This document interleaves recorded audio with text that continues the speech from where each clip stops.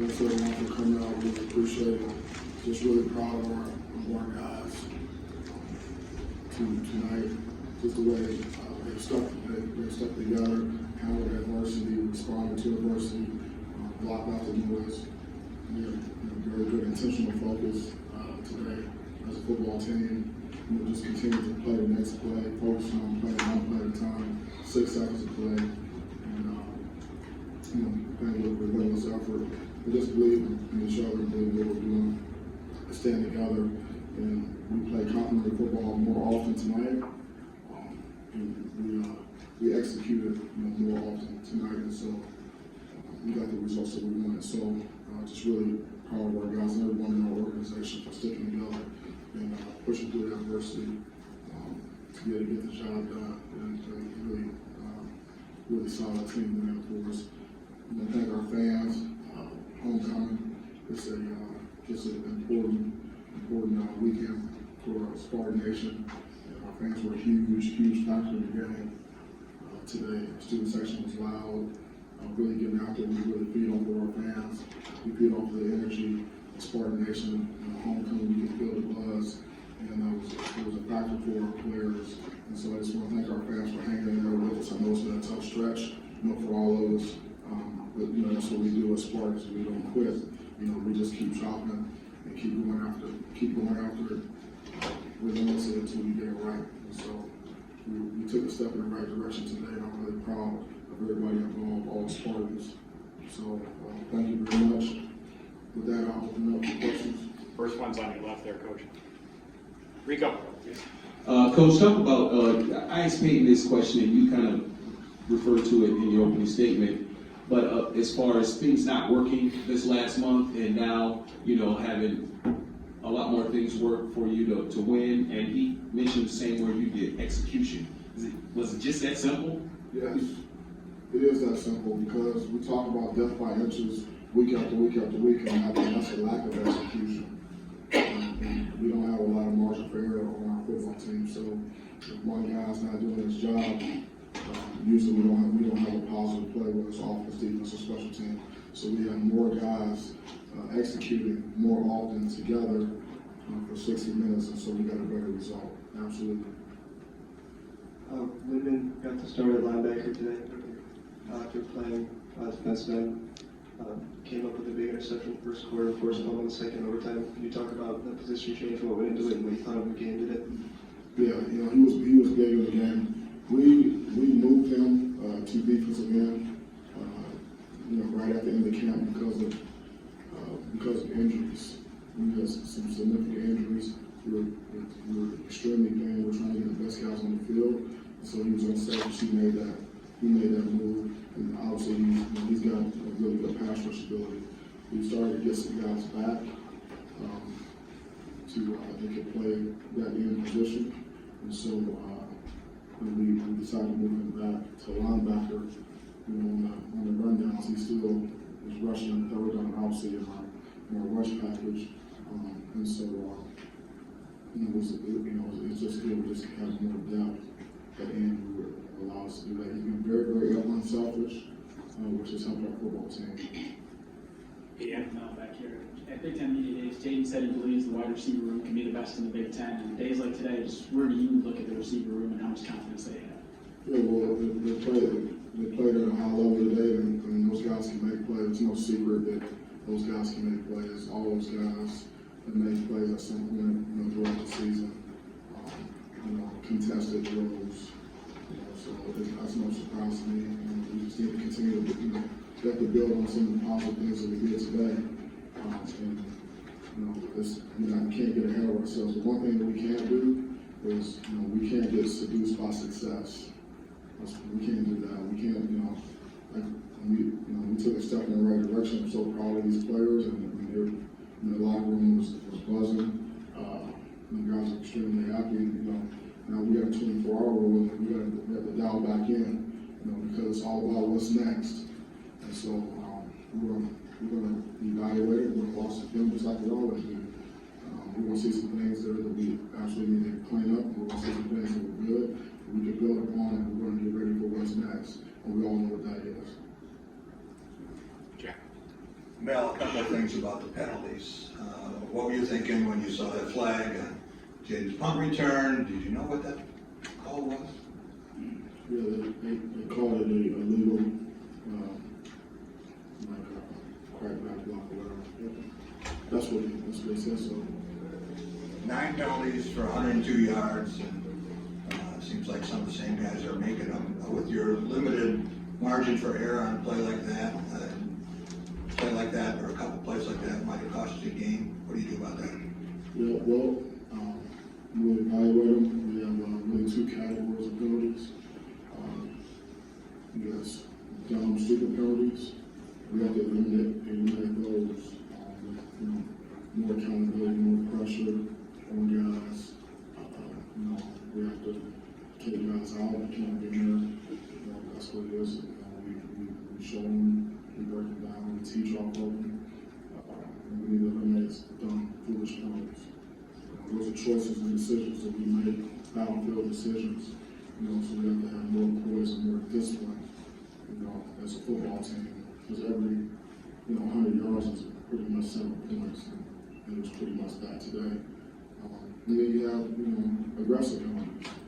Aggressive penalties are going to happen when you play football. You have to play full speed, hand-to-hand combat, and, trying to move guys against their will, and get some of those. And we clean those up with technique. Better technique usually solves those aggressive penalties. So, we evaluate the penalties. If we have a question about it, we run them up, we turn them in, get the feedback so we can teach off of it, and then we move forward. But absolutely, penalties, especially undisciplined penalties and stupid penalties, will absolutely get you beat. The way the defense has played the last 4 games, the struggles that have happened, to see the way they played tonight, especially in the second half, they were able to get off the field on 3rd down quite a bit. How big was that for you guys? And then getting guys like Xavier Henderson, Jacob Slade back. I know emotionally that was probably big for guys, but how much did that also make a difference in what you guys were able to do defensively? It does make a difference because those, Slade and X, they're good football players. And so it doesn't matter who you have out there. They have experience. They're leaders for us. Slade anchors our front 7, and X runs the show in the back end. Not just from a leadership standpoint, production, but also communication and making calls. And so it's good to get those guys back. We fought hard to get back. And so, that was critically important when we play defense. We can get people, we can stop people. We can take the ball away and get the ball back to the offense. That's our job. That's complementary football, and that helped us. And we were able to, really hold them to lower numbers and stay in the game. And that's what when we've had success. That's what we've been able to do. We've been able to be ultra super competitive throughout the entire game, and then find a way to win the game in the 4th quarter, or OT, whatever it takes. That's what we've been able to do in these past few weeks. We have been out of the game, but that wasn't the case tonight, and that's because we did play better defensively, and we were able to help our offense and play complementary football. So, Scotty and defensive staff work extremely hard to help develop these players, our players, get them to be more disciplined, more productive, less negative production, and more positive production, more consistent play, team defense, everyone doing their job. And so it's a better brand of football out there. We look better because we have better execution. So, Scotty and that defensive staff, my hat goes off to those guys to continue to chop on our players and get where we need to be. Right here in front. Now, with Jalen playing his former team, did you or the coaching staff have any conversations with him during the week? Did you see a different energy or focus or anything with him this week compared to other weeks? Yeah, I did not have any conversations with him. Was there anything different with his energy or preparation you saw that was different compared to other weeks? Or I did not see anything. Chris? I'm wondering, Peyton and Jaden said that they checked out into that touchdown play when they got up there in overtime. Wondering when you've seen the things over the past few weeks with him, the ability for Peyton as well to make that call on the fly to check into that. I guess your trust factor in him in that, and then also in Jaden's ability to make a pass like he did. I guess how much, he said you guys have worked on that, but it hadn't really worked in practice. Yeah, well,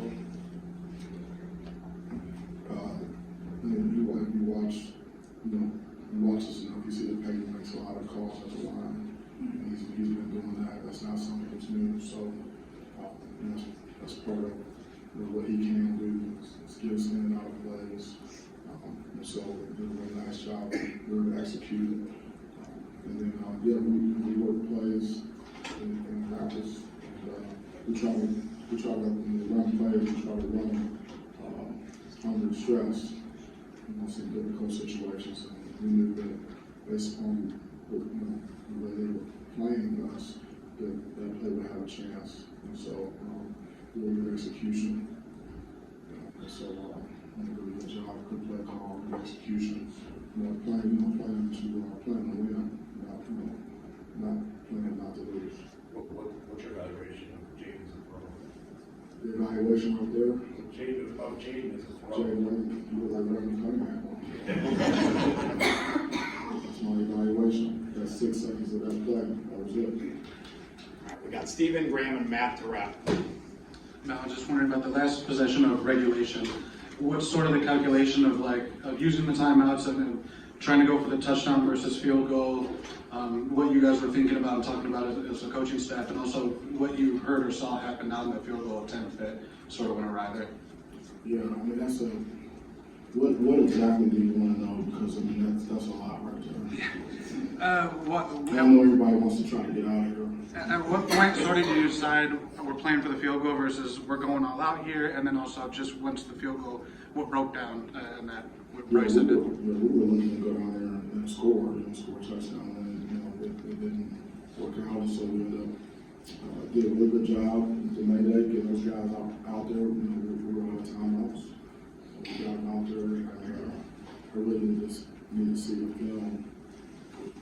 It looked like we had a snap hold, situation where it wasn't good. So I have to take a look at that. Graham? Now, can you speak to the significance of getting guys like Malik Carr and Keon Coleman going a little bit again, and what those guys, if they play to their ability as playmakers, give you when you got a healthy Jaden Reed, what you think the offense can be? Yeah, well, you can see that those guys, both those guys have made plays in the past, and it can be tough matchups for Houston because they're big guys that can run and have really good ball skills and are competitive. And so we saw that today. Trey Mosley, we got guys, we got backs, we got tight end, we got Jimmy Garner, C. Parker. We got some guys that can make some plays. We were able to execute. We caught the balls that were thrown to us today, which was good. Also protection, making good decisions. It's just overall execution.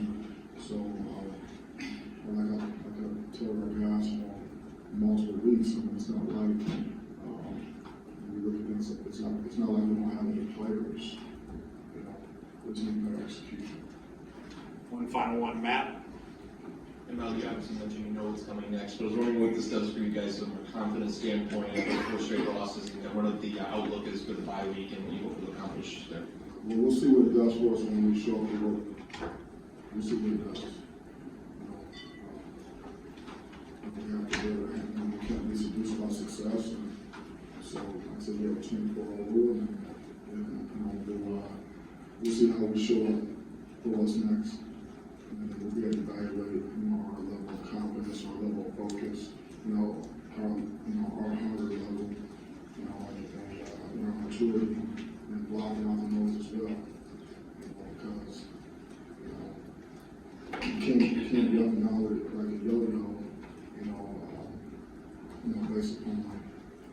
outside, influences. We stick with the process. And let's go back and work. We have a lot of work to do.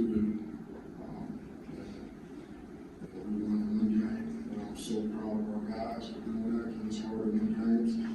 That was a good football team over there. You saw what they did last week. So I'm really proud of everyone. We're literally, right now, we're just making peanut butter and jelly sandwiches. Just keeping it simple, slowing it down, taking it one plate at a time, one day at a time, not getting ahead of ourselves, focusing on execution, focusing on teamwork, focusing on discipline, things like that, playing together, learning, coaching, teaching, motivating, all that. That's what we're doing. All this other stuff right here, it doesn't matter right now. We have to keep a very narrow focus on what we're doing, so that we can continue to prepare to play good football. All right, Coach, that's all the questions we have for you. All right, thank you so much. Appreciate you covering our team. We'll see you Monday. Go for it.